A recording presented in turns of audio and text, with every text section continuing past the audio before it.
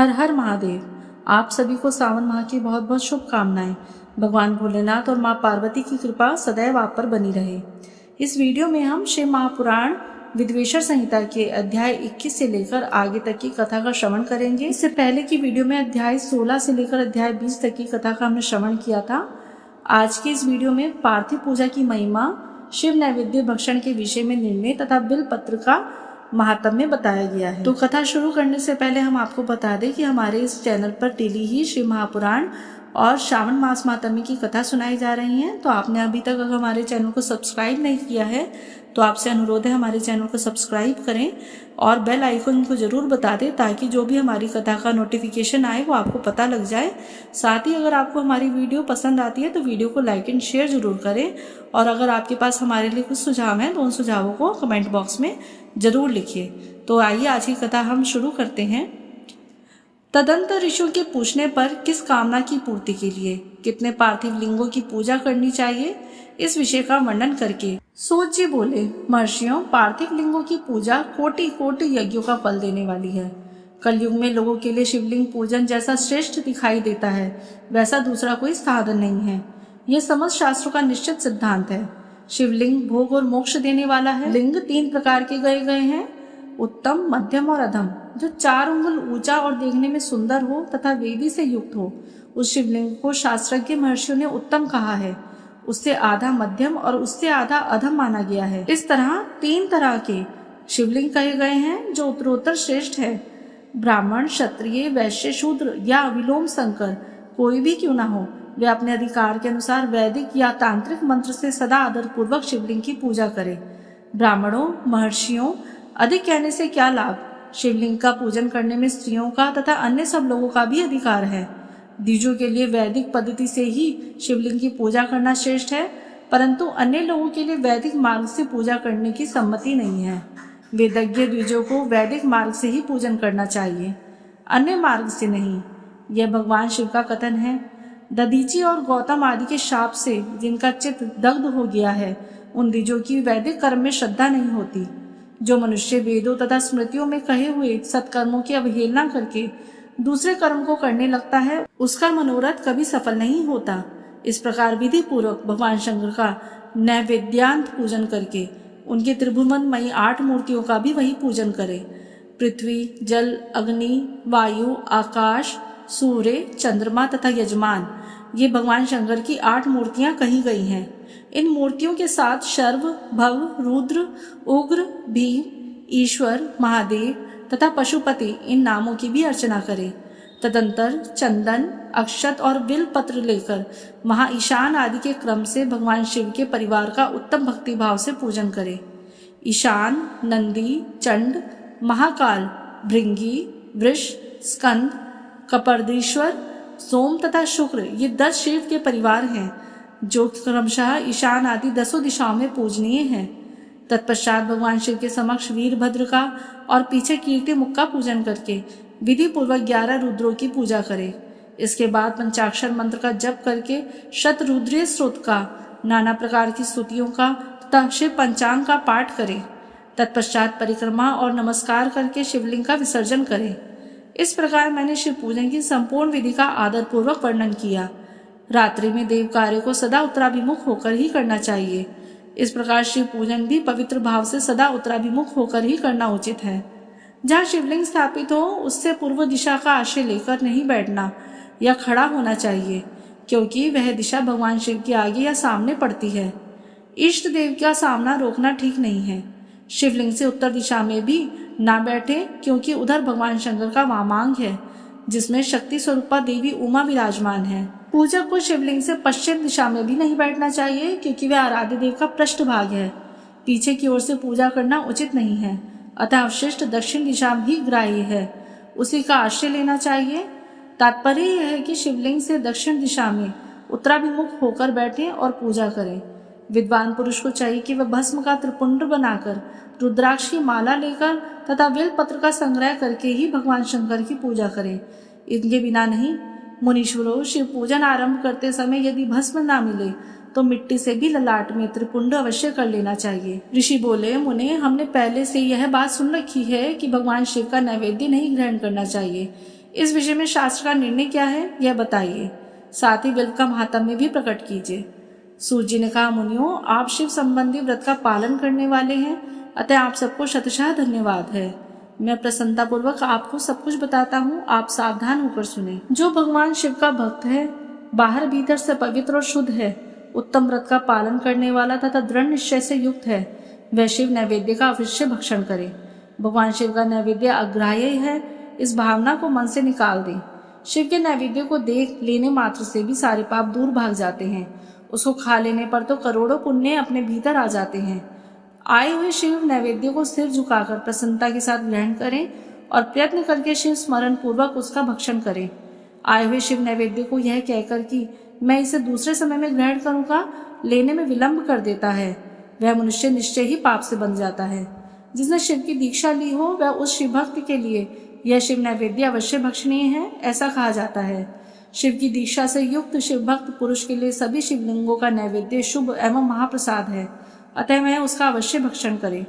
परंतु जो अन्य देवताओं की दीक्षा से युक्त हैं और शिव भक्ति में भी मन को लगाए हुए हैं, उनके लिए शिव नैवेद्य भक्षण के विषय में क्या निर्णय है, इसे आप लोग प्रेम पूर्वक सुने। ब्राह्मणों, जहाँ से शालग्राम शिला की उत्पत्ति होती है, वहां से उत्पन्न लिंग में, रसलिंग में, पाषाण, रजत तथा सुवर्ण से निर्मित लिंग में, देवताओं तथा सिद्धों द्वारा प्रतिष्ठित लिंग में, केसर निर्मित लिंग में, स्फटिक लिंग में, रत्न निर्मित लिंग में तथा समस्त ज्योतिर्लिंगों में विराजमान भगवान शिव के नैवेद्य का भक्षण चंद्रायण व्रत के समान पुण्यजनक है।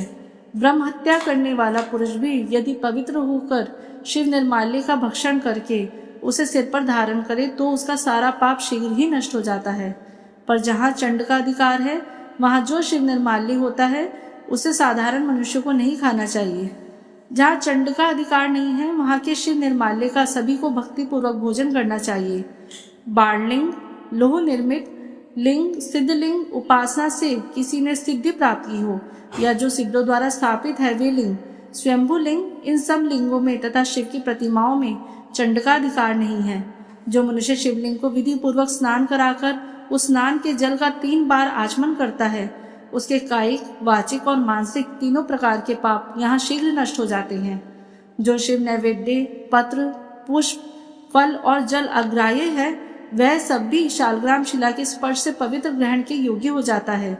मुनीश्वरों, शिवलिंग के ऊपर चढ़ा हुआ जो द्रव्य है वह अग्राह्य है। जो वस्तु लिंग स्पर्श से रहित है, अर्थात जिस वस्तु को अलग रखकर शिव जी को निवेदित किया जाता है, लिंग के ऊपर चढ़ाया नहीं जाता, उस अत्यंत पवित्र जानना चाहिए। मुनिवरों, इस प्रकार नैवेद्य के विषय में शास्त्र का निर्णय बताया गया है। तुम अब सावधान होकर आदरपूर्वक बिल्व का महात्म्य सुनो। यह बिल्व वृक्ष महादेव का ही रूप है, देवताओं ने भी इसकी स्तुति की है। फिर जिस किसी तरह से इसकी महिमा कैसे जानी जा सकती है। तीनों लोकों में जितने पुण्य तीर्थ प्रसिद्ध हैं, वे संपूर्ण तीर्थ बिल्व के मूल भाग में निवास करते हैं। जो पुण्यात्मा मनुष्य बिल्व के मूल में लिंग स्वरूप अविनाशी महादेव जी का पूजन करता है, वह निश्चय ही शिव पद को प्राप्त होता है। जो बिल्व के जड़ के पास जल से अपने मस्तक को सींचता है, वह संपूर्ण तीर्थों में स्नान का फल पा लेता है और वहीं इस भूतल पर पावन माना जाता है। इस बिल्व की जड़ के परम उत्तम थाले को जल से भरा हुआ देखकर महादेव जी पूर्णतः संतुष्ट होते हैं। जो मनुष्य गंध, पुष्प आदि से बिल्व के मूल भाग का पूजन करता है, वह शिवलोक को जाता है और इस लोक में भी उसकी सुख संतति बढ़ती है। जो बिल्व की जड़ के समीप आदर पूर्वक दीपावली जलाकर रखता है, वह तत्व ज्ञान से संपन्न हो भगवान महेश्वर में मिल जाता है। जो बिल्व की शाखा थाम कर हाथ से उसके नए नए पल्लव उतारता और उनसे उस बिल्व की पूजा करता है, वह सब पापों से मुक्त हो जाता है। जो बिल्व की जड़ के समीप भगवान शिव में अनुराग रखने वाले एक भक्त को भी भक्तिपूर्वक भोजन कराता है, उसे कोटि गुना पुण्य प्राप्त होता है। जो बिल्व की जड़ के पास शिव भक्त को खीर और घृत से युक्त अन्न देता है, वह कभी दरिद्र नहीं होता। ब्राह्मणों, इस प्रकार मैंने सांगोपांग शिवलिंग पूजन का वर्णन किया। यह प्रवर्ती मार्गी तथा निर्वर्ती मार्गी पूजनों के लिए भेद से 2 प्रकार का होता है। प्रवर्ती मार्गी लोगों के लिए पीठ पूजा इस भूतल पर संपूर्ण अभिष्ट वस्तुओं को देने वाली होती है। प्रवर्त पुरुष सुपात्र गुरु आदि के द्वारा ही सारी पूजा संपन्न करें और अभिषेक के अंत में अगहनी के चावल से बना हुआ नैवेद्य निवेदन करे। पूजा के अंत में शिवलिंग को शुद्ध संपुट में विराजमान करके घर के भीतर कहीं अलग रख दे। निर्वर्ती मार्ग के उपासकों के लिए हाथ पर शिव पूजन का विधान है। उन्हें भिक्षा आदि से प्राप्त हुए अपने भोजन को ही नैवेद्य रूप में निवेदित कर देना चाहिए। निवृत्त पुरुषों के लिए सूक्ष्म लिंग ही श्रेष्ठ बताया गया है। वे विभूति से पूजन करें और विभूति को ही नैवेद्य रूप से निवेदित भी करें। पूजा करके उस लिंग को सदा अपने मस्तक पर धारण करें। ऋषि बोले, महाभाग व्यास शिष्य सूत जी, आपको नमस्कार है। अब आप उस परम उत्तम भस्म महात्म्य का वर्णन कीजिए। भस्म महात्म्य, रुद्राक्ष महात्म्य तथा उत्तम नाम महात्म्य, इन 3 लोगों का परम प्रसन्नता पूर्वक प्रतिपादन कीजिए और हमारे हृदय को आनंद दीजिए। सूत जी ने कहा, महर्षियों, आपने बहुत ही उत्तम बात पूछी है। यह समस्त लोगों के लिए हितकारक विषय है। जो लोग भगवान शिव की उपासना करते हैं वे धन्य हैं, कृतार्थ हैं, उनका देह धारण सफल है तथा उनके समस्त कुल का उद्धार हो गया है। जिनके मुख में भगवान शिव का नाम है, जो अपने मुख से सदाशिव और शिव इत्यादि नामों का उच्चारण करते रहते हैं, पाप उनका उसी तरह स्पर्श नहीं करते जैसे खदीर वृक्ष के अंगार को छूने का साहस कोई भी प्राणी नहीं कर सकता। हे श्री शिव, आपको नमस्कार है। श्री शिवाय नमस्तभ्यम। ऐसी बात जब मुंह से निकलती है तब वह मुख समस्त पापों का विनाश करने वाला पावन तीर्थ बन जाता है। जो मनुष्य प्रसन्नता पूर्वक उस मुख का दर्शन करता है उसे निश्चय ही तीर्थ सेवन जनित फल प्राप्त होता है। ब्राह्मणों, शिव का नाम, विभूति तथा रुद्राक्ष ये 3 त्रिवेणी के समान परम पुण्यमय माने गए हैं। जहाँ ये तीनों शुभतर वस्तुएं सर्वदा रहती हैं, उसके दर्शन मात्र से मनुष्य त्रिवेणी स्नान का फल पा लेता है। भगवान शिव का नाम गंगा है, विभूति यमुना मानी गई है तथा रुद्राक्ष को सरस्वती कहा गया है। इन तीनों की संयुक्त त्रिवेणी समस्त पापों का नाश करने वाली है। श्रेष्ठ ब्राह्मणों, इन तीनों की महिमा को सदद्विलक्षण भगवान महेश्वर के बिना दूसरा कौन भली भांति जानता है। इस ब्रह्मांड में जो कुछ है वह सब तो केवल महेश्वर ही जानते हैं। विप्रगण, मैं अपनी श्रद्धा भक्ति के अनुसार संक्षेप से भगवान नामों के महिमा का वर्णन करता हूँ। तुम सब लोग प्रेम पूर्वक सुनो। यह नाम महात्म्य समस्त पापों को हर लेने वाला सर्वोत्तम साधन है। शिव नाम रूपी दावानल से महान पातक रूपी पर्वत अन्यास ही भस्म हो जाता है। यह सत्य है, सत्य है, इसमें संशय नहीं है। शौनक, पाप मूलक जो नाना प्रकार के दुख हैं वे केवल एकमात्र शिव नाम से नष्ट हो जाते हैं। दूसरे साधनों से संपूर्ण यत्न करने पर भी पूर्णतया नष्ट नहीं होते हैं। जो मनुष्य इस भूतल पर सदा भगवान शिव के नामों के जप में लगा हुआ है वह वेदों का ज्ञाता है, वह पुण्यात्मा है, वह धन्यवाद का पात्र है तथा वह विद्वान माना गया है। मुने, जिनका शिव नाम जप में विश्वास है, उनके द्वारा आचरित नाना प्रकार के धर्म तत्काल फल देने के लिए उत्सुक हो जाते हैं। महर्षिष, भगवान शिव के नाम से जितने पाप नष्ट होते हैं उतने पाप मनुष्य इस भूतल पर नहीं कर सकते। जो शिव नाम रूपी नौका पर आरूढ़ हो संसार रूपी समुद्र को पार करते हैं, उनके जन्म मरण रूप संसार के मूलभूत से वे सारे पाप निश्चय ही नष्ट हो जाते हैं। महामुनि, संसार के मूलभूत पातक रूपी पादपों का शिव नाम रूपी कुठार से निश्चय ही नाश हो जाता है। जो पाप रूपी दावानल से पीड़ित हैं उन्हें शिव नाम रूपी अमृत का पान करना चाहिए। पापों के दावानल से दग्ध होने वाले लोगों को उस शिव नामामृत के बिना शांति नहीं मिल सकती। जो शिव नाम रूपी सुधा की वृष्टि जनित धारा में गोते लगा रहे हैं वे संसार रूपी दावानल के बीच में खड़े होने पर भी कदापि शोक के भागी नहीं होते। जिन महात्माओं के मन में शिव नाम के प्रति बड़ी भारी भक्ति है ऐसे लोगों की सहसा और सर्वथा मुक्ति होती है। मुनीश्वर, जिसने अनेक जन्मों तक तपस्या की है उसी की शिव नाम के प्रति भक्ति होती है। जो समस्त पापों का नाश करने वाली है, जिसके मन में भगवान शिव के नाम के प्रति खंडित न होने वाली असाधारण भक्ति प्रकट हुई है, उसी के लिए मोक्ष सुलभ है। यह मेरा मत है। जो अनेक पाप करके भी भगवान शिव के नाम के जप में आदर पूर्वक लग गया है वह समस्त पापों से मुक्त हो ही जाता है, इसमें संशय नहीं है। जैसे वन में दावानल से दग्ध हुए वृक्ष भस्म हो जाते हैं, उसी प्रकार शिव नाम रूपी दावानल से दग्ध होकर उस समय तक के सारे पाप भस्म हो जाते हैं। शौनक, जिनके अंग नित्य भस्म लगाने से पवित्र हो गए हैं तथा जो शिव नाम जप का आदर करने लगा है वह घोर संसार सागर को भी पार कर लेता है। संपूर्ण वेदों का अवलोकन करके पूर्ववर्ती महर्षियों ने यही निश्चित किया है कि भगवान शिव के नाम का जप संसार सागर को पार करने के लिए सर्वोत्तम उपाय है। मुनिवरों, अधिक कहने से क्या लाभ। मैं शिव नाम के सर्व पापाहरि महात्म्य का एक ही श्लोक में वर्णन करता हूँ। भगवान शंकर के एक नाम में भी पापाहरण की जितनी शक्ति है उतना पातक मनुष्य कभी कर ही नहीं सकता। मनुष्य पूर्व काल में महापापी राजा इंद्रदमुन ने शिव नाम के प्रभाव से ही उत्तम सद्गति प्राप्त की थी। इसी तरह कोई ब्राह्मणी युवती भी जो बहुत पाप कर चुकी थी शिव नाम के प्रभाव से ही उत्तम गति को प्राप्त हुई। द्विजवरों, इस प्रकार मैंने तुमसे भगवान नाम के उत्तम महात्म्य का वर्णन किया है। अब तुम भस्म का महात्म्य सुनो। जो समस्त पावन वस्तुओं को भी पावन करने वाला है। महर्षियों, भस्म संपूर्ण मंगलों को देने वाला तथा उत्तम है। उसके 2 भेद बताए गए हैं। उन भेदों का मैं वर्णन करता हूँ, सावधान होकर सुनो। एक को महाभस्म जानना चाहिए और दूसरे को स्वल्प भस्म। महाभस्म के भी अनेक भेद हैं। वह 3 प्रकार के कहे गए हैं, श्रौत, स्मार्त और लौकिक। स्वल्प भस्म के भी बहुत से भेदों का वर्णन किया गया है। श्रौत और स्मार्त भस्म को केवल द्विजों के ही उपयोग में आने को कहा गया है। तीसरा जो लौकिक भस्म है वह अन्य सब लोगों के उपयोग में आ सकता है। श्रेष्ठ महर्षियों ने यह भी बताया है कि द्विजों को वैदिक मंत्र के उच्चारण पूर्वक भस्म धारण करना चाहिए। दूसरे लोगों के लिए बिना मंत्र के ही केवल धारण करने वाला विधान है। जले हुए गोबर से प्रकट होने वाला भस्म अग्नि कहलाता है। महामुने, वह भी त्रिपुंड का द्रव्य है, ऐसा कहा गया है। अग्निहोत्र से उत्पन्न हुए भस्म का भी मनीषी पुरुषों को संग्रह करना चाहिए। अन्य यज्ञ से प्रकट हुआ भस्म भी त्रिपुंड धारण करने के काम आ सकता है।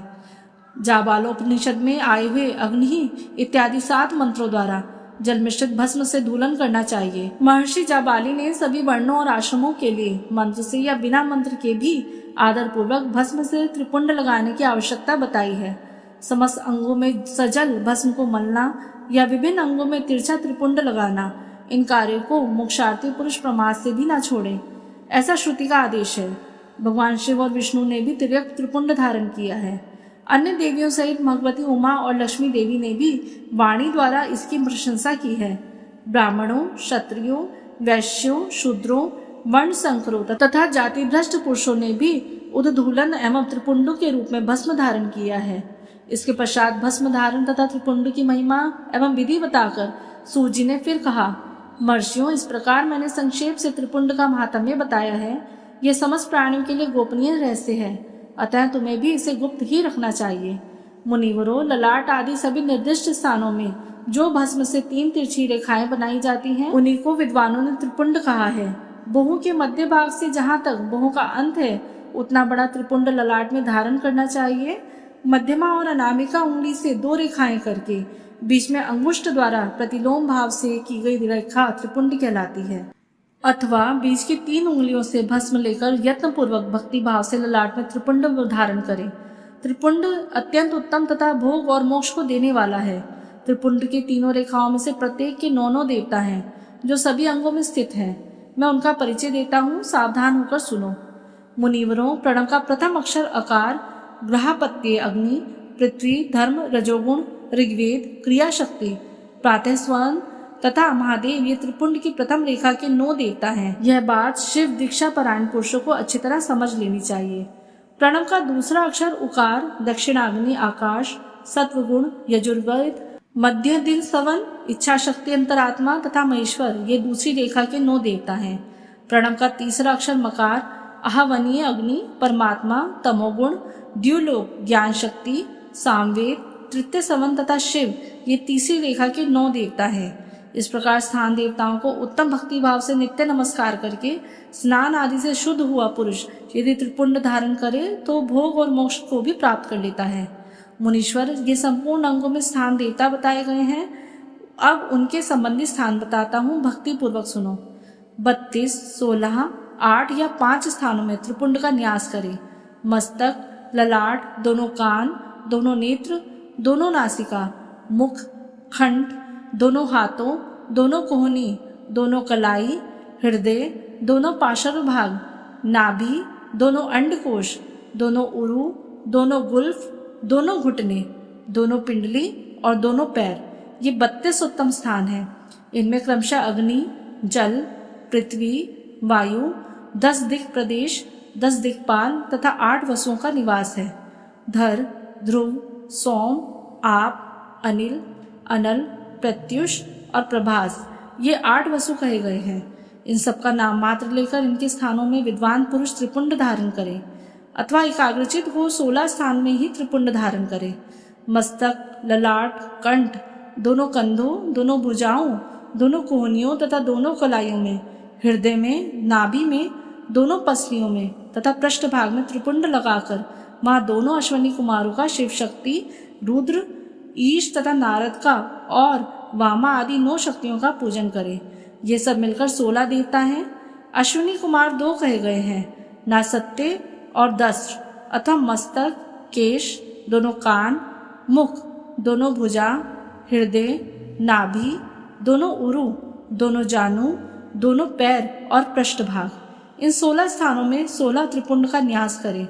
मस्तक में शिव, केश में चंद्रमा, दोनों कानों में रुद्र और ब्रह्मा, मुख में विघ्नराज गणेश और भुजाओं में विष्णु और लक्ष्मी, हृदय में शंभु, नाभि में प्रजापति, दोनों उरुओं में नाग और नाग कन्याएं, दोनों घुटनों में ऋषि कन्याएं, दोनों पैरों में समुद्र तथा विशाल पृष्ठभाग में संपूर्ण तीर्थ देवता रूप से विराजमान है।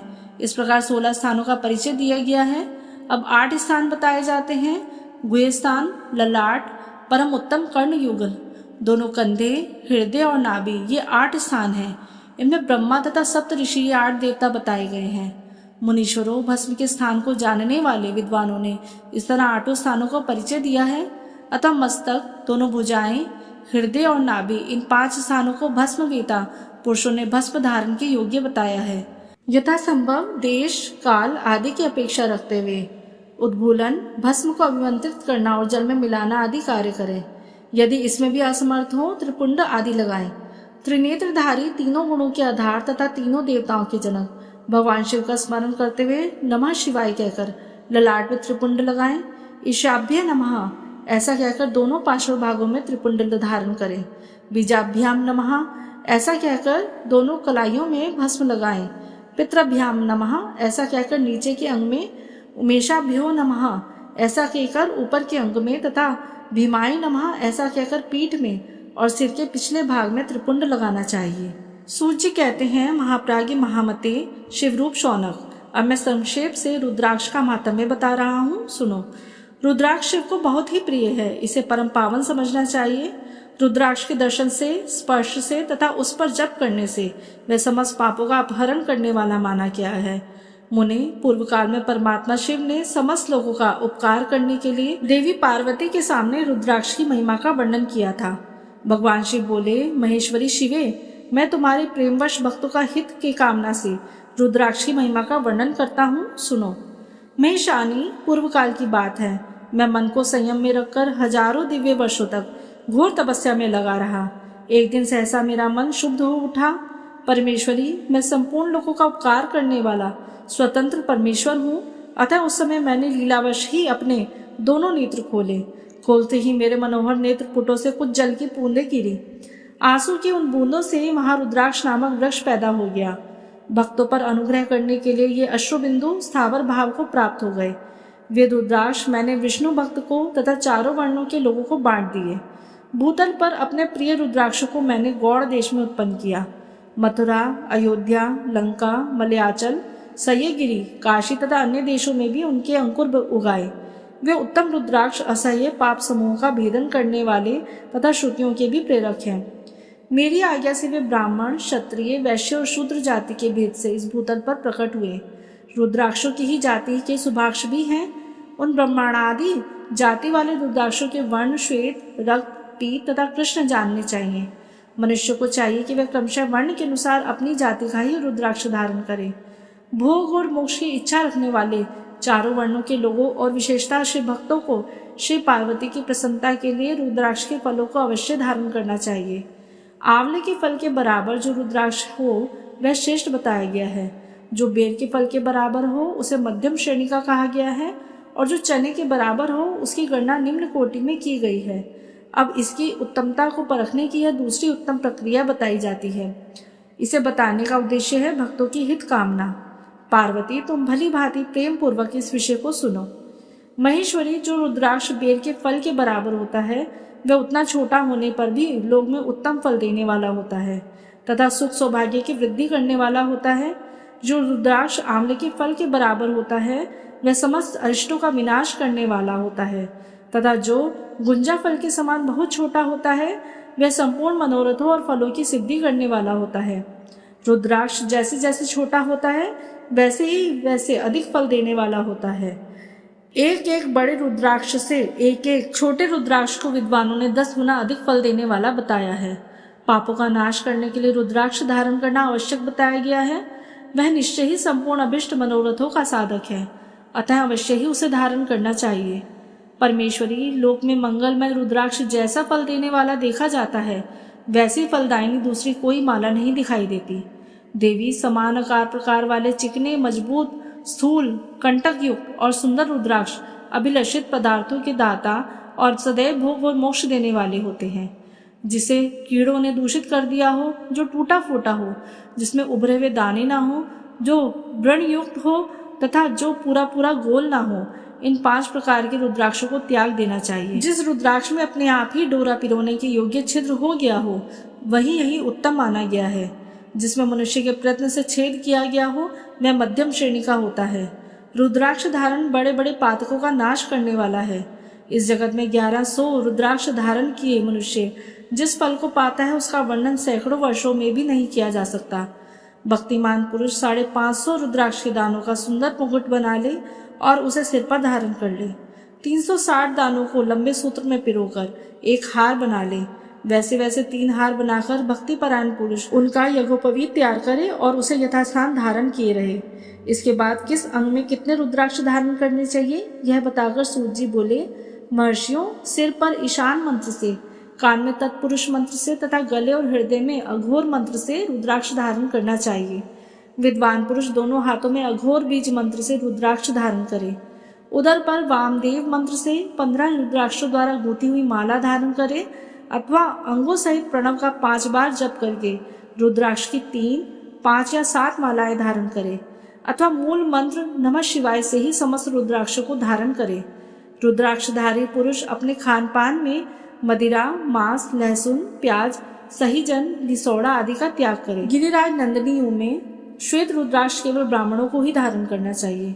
गहरे लाल रंग का रुद्राक्ष क्षत्रियों के लिए हितकर बताया गया है। वैश्यों के लिए प्रतिदिन बारंबार पीले रुद्राक्ष को धारण करना आवश्यक है और शूद्रों को काले रंग का रुद्राक्ष धारण करना चाहिए। यह वेदोक्त मार्ग है। ब्रह्मचारी, वानप्रस्थ, गृहस्थ और सन्यासी सबको नियम पूर्वक रुद्राक्ष धारण करना उचित है। इसे धारण करने का सौभाग्य बड़े पुण्य से प्राप्त होता है। उमें पहले आंवले के बराबर और फिर उससे भी छोटे रुद्राक्ष धारण करें। जो रोगी हो, जिनमें दाने ना हो, जिन्हें कीड़ों ने खा लिया हो, जिनमें पिरोने योग्य छेद ना हो, ऐसे रुद्राक्ष मंगलाकांक्षी पुरुषों को नहीं धारण करने चाहिए। रुद्राक्ष मेरा मंगलमय लिंग विग्रह है। वह अंतोदगत्वा चने के बराबर लघुत्तर होता है। सूक्ष्म रुद्राक्ष को ही सदा प्रशस्त माना गया है। सभी आश्रमों, समस्त वर्णों, स्त्रियों और शूद्रों को भी भगवान शिव की आज्ञा के अनुसार सदैव रुद्राक्ष धारण करना चाहिए। यतियों के लिए प्रणव के उच्चारण पूर्वक रुद्राक्ष धारण करने का विधान है। जिसके ललाट में त्रिपुंड लगा हो और सभी अंग रुद्राक्ष से विभूषित हो तथा जो मृत्युंजय मंत्र का जप कर रहा हो, उसका दर्शन करने से साक्षात रुद्र के दर्शन का फल प्राप्त होता है। पार्वती, रुद्राक्ष अनेक प्रकार के बताए गए हैं। मैं उनके भेदों का वर्णन करता हूँ। वे भेद भोग और मोक्ष रूप फल देने वाला है। तुम उत्तम भक्ति भाव से उनका परिचय सुनो। एक मुख वाला रुद्राक्ष साक्षात शिव का स्वरूप है। वह भोग और मोक्ष रूपी फल प्रदान करता है। जहाँ रुद्राक्ष की पूजा होती है, वहां से लक्ष्मी दूर नहीं जाती। उस स्थान से सारे उपद्रव नष्ट हो जाते हैं तथा वहां रहने वाले लोगों की संपूर्ण मनोकामनाएं पूर्ण होती हैं। 2 मुख वाला रुद्राक्ष देव देवेश्वर कहा गया है। वह संपूर्ण कामनाओं और फलों को देने वाला है। 3 मुख वाला रुद्राक्ष सदा साक्षात साधन का फल देने वाला है। उसके प्रभाव से सारी विद्याएं प्रतिष्ठित होती हैं। 4 मुख वाला रुद्राक्ष साक्षात ब्रह्मा जी का रूप है। वह दर्शन और स्पर्श से शीघ्र ही धर्म, अर्थ, काम और मोक्ष इन चारों पुरुषार्थों को देने वाला है। 5 मुख वाला रुद्राक्ष साक्षात कालादि स्वरूप है। वह सब कुछ करने में समर्थ है, सबको मुक्ति देने वाला तथा संपूर्ण मनोवांछित फल प्रदान करने वाला है। 5 मुख रुद्राक्ष समस्त पापों को दूर कर देता है। 6 मुख वाला रुद्राक्ष कार्तिकेय का स्वरूप है। यदि दाहिनी बाह में उसे धारण किया जाए तो धारण करने वाला मनुष्य ब्रह्म हत्या आदि पापों से मुक्त हो जाता है। इसमें संशय नहीं है। महेश्वरी 7 मुख वाला रुद्राक्ष अनंग स्वरूप और अनंग नाम से ही प्रसिद्ध है। देवेशी उसको धारण करने से दरिद्र भी ऐश्वर्यशाली हो जाता है। 8 मुख वाला रुद्राक्ष अष्टमूर्ति भैरव रूप है। उसको धारण करने से मनुष्य पूर्णायु होता है और मृत्यु के पश्चात शूलधारी शंकर हो जाता है। 9 मुख वाले रुद्राक्ष को भैरव तथा कपिल मुनि का प्रतीक माना गया है अथवा 9 रूप धारण करने वाली महेश्वरी दुर्गा उसकी अधिष्ठ राष्ट्रीय देवी मानी गई है। जो मनुष्य भक्ति परायण हो अपने बाएं हाथ में नवमुख रुद्राक्ष को धारण करता है, मैं निश्चय ही मेरे समान सर्वेश्वर हो जाता है। इसमें संशय नहीं है। महेश्वरी 10 मुख वाला रुद्राक्ष साक्षात भगवान विष्णु का रूप है। देवेशी उसको धारण करने से मनुष्य की संपूर्ण कामनाएं पूर्ण हो जाती हैं। परमेश्वरी 11 मुख वाला जो रुद्राक्ष है वह रुद्र रूप है, उसको धारण करने से मनुष्य सर्वत्र विजयी होता है। 12 मुख वाले रुद्राक्ष को केश प्रदेश में धारण करें। उसके धारण करने से मानव मस्तक पर 12 आदित्य विराजमान हो जाते हैं। 13 मुख वाला रुद्राक्ष विश्वदेवों का स्वरूप है, उसको धारण करके मनुष्य संपूर्ण अभिष्टों को पाता तथा सौभाग्य और मंगल लाभ प्राप्त करता है। 14 मुख वाला जो रुद्राक्ष है वह परम शिव रूप है, उसे भक्ति पूर्वक मस्तक पर धारण करें, इससे समस्त पापों का नाश हो जाता है।